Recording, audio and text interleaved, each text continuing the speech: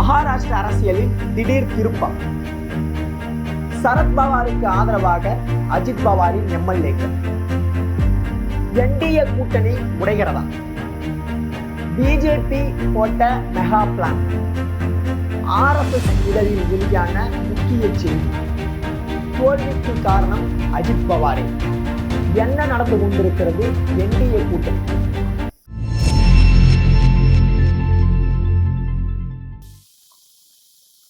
அனைவருக்கும் வணக்கம்.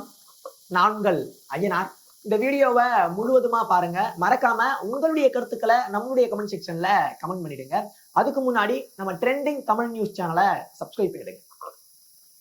மகாராஷ்டிரா அரசியல்ல மிகப்பெரிய ஒரு திருப்பம் ஏற்பட்டிருக்கு.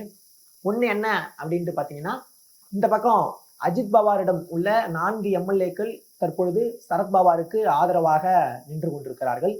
இப்பொழுது மகாராஷ்டிராவில் அஜித் பவார், ஷிண்டே, மோடி தலைமையிலான ஆட்சி என்பது நடந்து கொண்டிருக்கிறது. அப்ப ஆளுங்கட்சியில் இருக்கக்கூடிய எம்எல்ஏக்கள் எதற்காக எதிர்கட்சிக்கு ஆதரவளிக்க வேண்டும் அப்படின்ற ஒரு கேள்வி எழுந்திருக்கு. இந்த நிலையில அங்க இருக்கக்கூடிய RSS இதழ் என்பது மிக முக்கியமான ஒரு செய்தியை வெளியிட்டிருக்காங்க.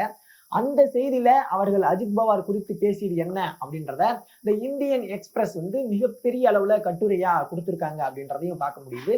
அது மகாராஷ்டிரா அரசியல்ல மிகப்பெரிய ஒரு திருப்பத்தை ஏற்படுத்தியிருக்கு அப்படின்றதையும் நம்மளால நல்லாவே கண்காணிக்க முடியுது. இந்த நேரத்துல பிஜேபி தலைமை என்பது மிக முக்கியமான ஒரு முடிவை வருகின்ற சட்டப்பேரவை தேர்தலுக்காக எடுக்க போறாங்க. அதுல அஜித் பவார் அவர்கள் இடம் பெறுவாரா, இடம் பெற மாட்டாரா அப்படின்ற ஒரு கேள்வி மிகப்பெரிய அளவுல எழுந்திருக்கு. அதை பத்தி தான் விரிவா இந்த வீடியோல நம்ம பார்க்க போறோம். தற்பொழுது மகாராஷ்டிரா என்னவாகி கொண்டிருக்கிறது அப்படின்ட்டு பாத்தீங்கன்னா, மிகப்பெரிய ஒரு பிளவுவாத அரசியல்ல இருந்துட்டு இருக்காங்க. மிக முக்கியமா பிஜேபி ஆட்சி அமைக்க வேண்டும் அப்படின்றதுக்காக சிவசேனாவை பிரித்து அவர்கள் ஷிண்டேவை கொண்டு வந்து நீங்க முதலமைச்சருங்க அப்படின்ட்டு சொன்னாங்க. அதன் பின்பு சரத்பவாரினுடைய தேசியவாத காங்கிரஸ்ல இருந்து இந்த பக்கம் அஜித் பவாரை கூப்பிட்டு வந்து, வாங்க நீங்களும் எங்களோட இருங்க, நீங்க துணை முதலமைச்சர் ஆயிடுங்க, இன்னும் ஏன் உங்களுக்கு நிதியமைச்சர் பதவியை கூட தரேன் அப்படின்ற ஆசை வார்த்தைகளை கூட்டி ஓகே அப்படின்ட்டு பல்வேறு விதமான எம்எல்ஏக்களை கூப்பிட்டு பிரிச்சுட்டு வந்தாங்க. இப்ப என்ன ஆயிருக்கு மகாராஷ்டிரனுடைய அரசியல் களம் அப்படின்ட்டு பாத்தீங்கன்னா, சரத்பவாரினுடைய எம்எல்ஏக்கள் எல்லாம் இந்த பக்கம் அஜித் பவார் எம்எல்ஏக்கள் கன்ஃபார்ம் வந்துருவாங்க அப்படின்ட்டு சொல்லிட்டு இருந்தாங்க. அதை யாரும் அப்ப நம்பல. முக்கியமா சரத்பவாரினுடைய மாநில தலைவரான ஜெயந்த் பாட்டீல் அவர்கள் என்ன சொன்னார் அப்படின்ட்டு பாத்தீங்கன்னா, எங்களுடைய அணியில் இருந்து பிரிந்து சென்றவர்கள் முக்கியமாக இங்க இருக்கக்கூடிய சரத்பவாரை விமர்சிக்காதவர்கள். நீங்க பிரிஞ்சு போகும்பொழுது 1000 வார்த்தை சொல்லியிருப்பீங்க, திட்டிருப்பீங்க. அதெல்லாம் இல்லாம சில பேர் சரத்பவார் கூட அஜித் பவார் கூட இருந்து கொண்டிருக்கிறார்கள். அவங்க கன்ஃபார்ம் சரத்பவார் கூட இணையலாம் அப்படின்ட்டு சொல்லியிருந்தாங்க. அதனை தொடர்ந்து இன்னொருத்தவர் யாரு அப்படின்ட்டு பாத்தீங்கன்னா, சரத்பவாரினுடைய பேரன் ரோஹித் பவார். அவர் என்ன சொன்னார்னா, கன்ஃபார்ம் அவங்க இணைவதற்கான வாய்ப்பு இருக்கு, ஆனா அதுக்கு டைம் இருக்கு, மழைக்கால கூட்டத்தொடருக்கு பின்பு அவங்க இணைவாங்க அப்படின்றத பேசியிருந்தார். இதுவே மகாராஷ்டிரா அரசியல்ல மிகப்பெரிய ஒரு சலசலப்பை ஏற்படுத்திச்சு. உண்மையாலுமே இணைவாங்களா, இல்ல எதிர்கட்சிகள்னால எப்பயுமே அப்படிதான் பேசுவாங்க, அதான் நம்ம கண்டுக்க கூடாது அப்படின்ட்டு நினைச்சிட்டு இருந்தா, இப்ப உண்மையாலுமே அஜித் பவாரினுடைய எம்எல்ஏக்கள்லாம் என்ன பண்றாங்க அப்படின்ட்டு பாத்தீங்கன்னா, சரத்பவார் பக்கம் இணைஞ்சுள்ளார்கள். அதுல மாணவரணி தலைவரா இருக்கட்டும், இன்னும் முக்கியமான நிர்வாகிகளா இருக்கட்டும், அவங்க சொல்வது என்ன அப்படின்ட்டு பாத்தீங்கன்னா, நாங்கள் தாயமைப்பான சரத்பவாரோடு இணைகிறோம் அப்படின்றத சொல்லியிருக்காங்க. அதில் மிக முக்கியமான தலைவர் யாரு அப்படின்ட்டு பாத்தீங்கன்னா, அஜித் கவானே அப்படின்றவரும், அப்புறம் மாணவரணியுடைய தலைவரா இருக்கக்கூடிய யாஷ் சானே. மாணவரணி என்பது எந்த அளவுக்கு முக்கியமான அணி அப்படின்றத நம்ம பார்க்கணும். எந்த ஒரு கட்சிக்கா இருந்தாலும், நீங்க திமுக எடுத்துக்கிட்டா கூட, திமுகவில் இப்ப உதயநிதி ஸ்டாலின் அவர்கள் மிக முக்கியமான பொறுப்புல இருந்தாருன்னா அவர் எங்க இருந்து ஆரம்பமாகி வராரு அப்படின்னு பாத்தீங்கன்னா, மாணவரணி, இளைஞரணி அப்படின்ட்டு தான் வருவார். அப்ப இளைஞரணியும் மாணவரணி என்பது ஒரு கட்சிக்கு தேவையான ஒன்று. ஏன் அப்படின்ட்டு பாத்தீங்கன்னா, அதுலதான் இளைய சமுதாயத்தினர் அதிக பேர் இருப்பாங்க.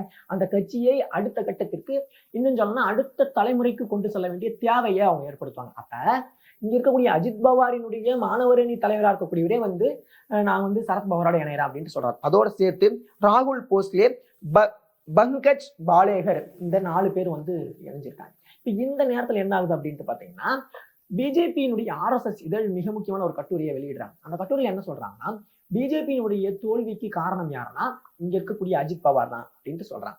2019 தேர்தலில் நம்ம நாடாளுமன்ற தேர்தல் எடுத்து பார்க்கும்போது மகாராஷ்டிராவில் மொத்தம் உள்ள தொகுதிகள் 48.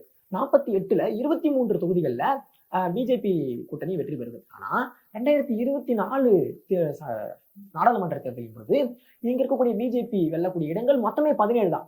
மிகப்பெரிய ஒரு அதிர்ச்சி. ஏன் 6 தொகுதிகள் குறையுது அப்படின்றவர் மட்டும் இல்லாது மகாராஷ்டிராவில் ஆளுங்கட்சியாக செயல்பட்டு கொண்டிருப்பதே பிஜேபி தான். அப்ப அப்படி இருக்கக்கூடிய கட்சிக்கு 6 தொகுதிகள் குறைவு என்பது இல்ல மெஜாரிட்டியை பெற முடியல அப்படின்றது எவ்வளவு பெரிய ஒரு இழுக்கு. இங்க இருக்கக்கூடிய இந்தியா கூட்டணி 30 தொகுதிகளை வெல்றாங்க.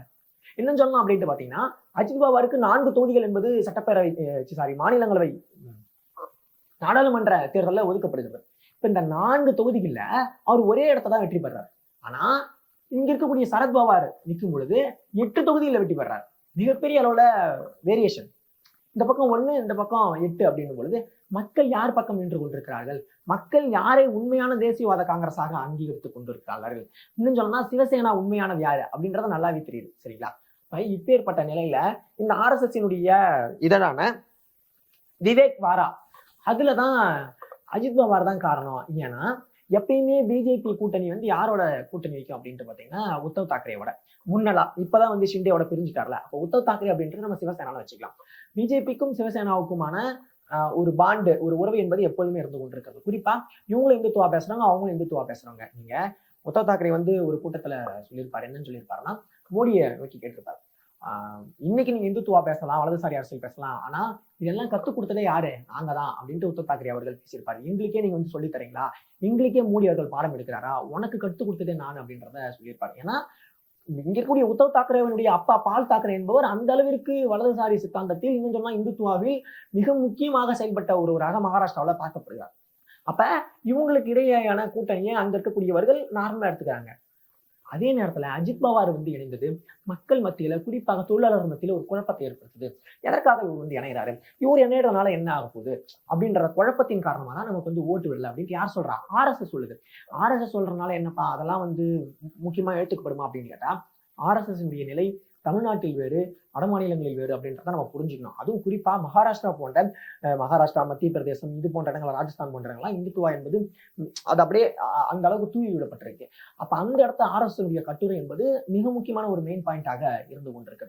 இப்ப பிஜேபி என்ன நினைச்சிட்டு இருக்காங்க அப்படின்ட்டு பாத்தீங்கன்னா, இவங்கள கூட்டணியில எதுக்காக வச்சுன்னா நம்ம ஆட்சி அமைக்கிறதுக்காக வச்சோம். குறிப்பா இப்ப இவங்க இருக்கிறதின் மூலயமா நமக்கு தோல்வி ஏற்படுது. நம்ம இப்பயே 6 தொகுதியை மக்களவை தேர்தல் இறந்துச்சுன்னா, நடக்கக்கூடிய சட்டப்பேரவை தேர்தலில் இன்னும் அதிகப்படியான தொகுதிகளை இழக்கக்கூடிய வாய்ப்பு இருக்கு. அப்படி இருந்தா பிஜேபிக்கு எங்க அடிபடும் அப்படின்னு பாத்தீங்கன்னா, அவர்கள் மாநிலத்தில் அடிபடுறாங்க, இந்த பக்கம் இந்தியா கூட்டணி வெற்றி பெறுது அப்படின்றலாம் தாண்டி அடிபடக்கூடிய இடம் மாநிலங்களவையாக இருந்து கொண்டிருக்கும். ஏற்கனவே மாநிலங்களவையில உங்களுக்கு மெஜாரிட்டி இல்லை. எத்தனை இடம்? 86 இடத்தை தான் வச்சுட்டு இருக்காங்க. இப்பொழுது 4 நியமன எம்பிக்களுடைய பதவிக்காலம் முடிஞ்சு போச்சு. சரிங்களா? மொத்தமாவே என்டிஏவினுடைய பலம் எவ்வளவு அப்படின்ட்டு பாத்தீங்கன்னா 101 தான். இங்க மாநிலங்களவையை பொறுத்த வரைக்கும் தனிப்பெருமையான இருக்கணும் அப்படின்ட்டு பாத்தீங்கன்னா ஒரு 114க்கு மேல இருந்தாதான் அவரால் எந்த ஒரு சட்டத்தையும் இயற்ற முடியும், அதற்கு ஒப்புதல் அளிக்க முடியும். அப்ப இவங்களுக்கு ஆதரவே இல்லாத நிலை என்பது ஏற்பட்டு கொண்டிருக்கிறது. இவங்கெல்லாம் மைனாரிட்டியாக இருந்து கொண்டிருக்கிறார்கள். பிஜேபியால எந்த ஒரு சட்ட திருத்தத்தையும், எந்த ஒரு சட்டத்தையும் கொண்டு வர முடியாது அப்படின்ற ஒரு நிலையில இருந்துட்டு இருக்காங்க. இப்பேற்பட்ட நிலையில என்ன ஆகுது அப்படின்ட்டு பாத்தீங்கன்னா, மகாராஷ்டிரா தேர்தல் 288 தொகுதி. சரிங்களா? 288 தொகுதியில இவங்க மறுபடியும் இப்ப 103 தொகுதி கிட்ட இவங்க கிட்ட இருக்கு. யார்கிட்ட? பிஜேபி கிட்ட தனியா ஒட்டுமொத்தமா கூட்டணியோட எல்லாம் சேர்ந்தா இவங்க ஆட்சி அமைச்சிட்டு இருக்காங்க.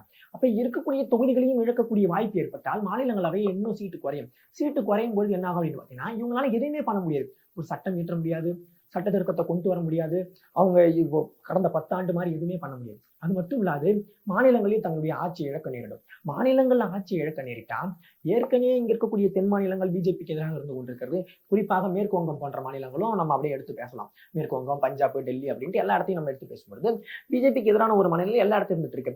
இப்ப இங்க நடக்கக்கூடிய 3 மாநில சட்டப்பேரவை தேர்தலிலும் பிஜேபி தோல்வியடைந்தால் அது ஒட்டுமொத்தமாக இங்க இருக்கக்கூடிய நடுவண் அரசு இல்ல ஒன்றிய அரசுன்னு சொல்லக்கூடிய மோடி அரசுக்கு எதிரான ஒன்றா மாறிவிடும். அப்ப பிஜேபி தங்களால் எதையுமே செய்ய முடியாது, நாங்க எதை செஞ்சாலும் எங்களுக்கு எதிர்ப்பு தான், நாங்க எதை செய்யறது அப்படின்ற ஒரு மிகப்பெரிய ஒரு சூழ்ச்சி வலைக்குள் மாட்டிப்பாங்க. இப்ப அப்பேற்பட்ட நிலையை தான் இங்க இருக்கக்கூடியவர்கள் எட்டியுள்ளார்.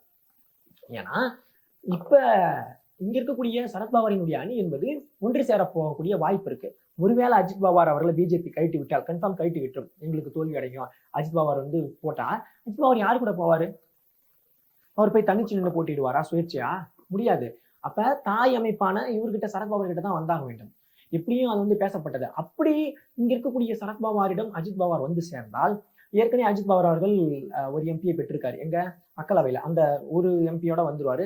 ஏற்கனவே அவங்க மைனாரிட்டியோட தான் இருந்து கொண்டிருக்கார்கள். சரிங்களா? 240 அப்படின்ற அடிப்படையில கூட்டணி கட்சிகளோட தான் இருந்து கொண்டிருக்காங்க. அப்ப இந்த பக்கம் 1 இன்க்ரீஸ் ஆகும். 1 நாள் என்னப்பா மாறினா 1 நாள் 1 மாறாது. ஆனா இங்க இருக்கக்கூடிய அஜித் பவாருக்குன்ட்டு சட்டசபை இடங்கள்ல ஒரு ஒரு மெஜாரிட்டி என்பது இருந்து கொண்டிருக்கல, ஓரளவு ஒரு குறிப்பிட்ட தொகுதிகளை அவர் கைப்பற்றலாம் அப்படின்ட்டு. இப்ப அந்த இடங்களை அஜித் பவார் அவர்கள் கைப்பற்றுறதுக்கான வாய்ப்பு இருக்கு.